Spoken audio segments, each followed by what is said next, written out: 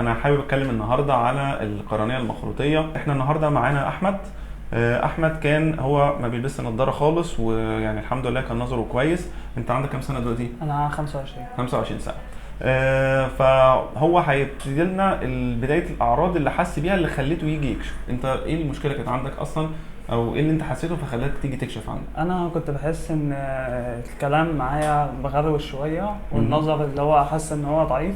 تمام. ساعات بيبقى النظر كويس، وساعات بحس الدنيا بتبقى ضعيفه معايا شويه، او اغمض عيني اليمين الشمال دي مغروشه خالص. الموضوع حصل معاك بالتدريج ولا يعني؟ لا، بالتدريج. يعني مش في يوم وليله. لا التدريج. العرض الاول بالنسبه لمرض القرنيه المخروطيه اللي هو حدوث تذبذب في الرؤيه. هو بالنسبه له اصلا هو كان بيشوف 6/6 عادي جدا، فاللي حصل ان هو بدا يحس ان في ضعف في الرؤيه بيحصل في اوقات واوقات لا، وده نتيجه تغيرات اللي بتبدا تحصل في شكل القرنيه. الميزه بقى في حاله احمد ان هو اول ما بدا يحس بالاعراض، بالرغم ان هو اصلا ما بيلبسش نظاره، جه كشف، وده خلانا نعمل الفحص اللي هو الخاص بتضاريس القرنيه.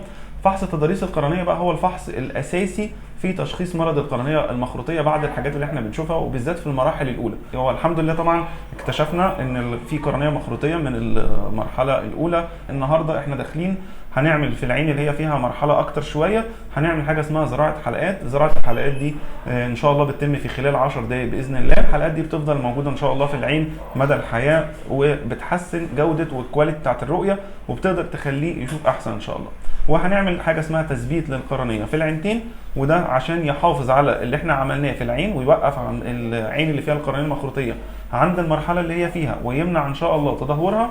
والعين الثانيه نمنع اصلا ان يبدا يظهر فيها اعراض زي العين الثانيه. وهنبتدي دلوقتي ان شاء الله العمل.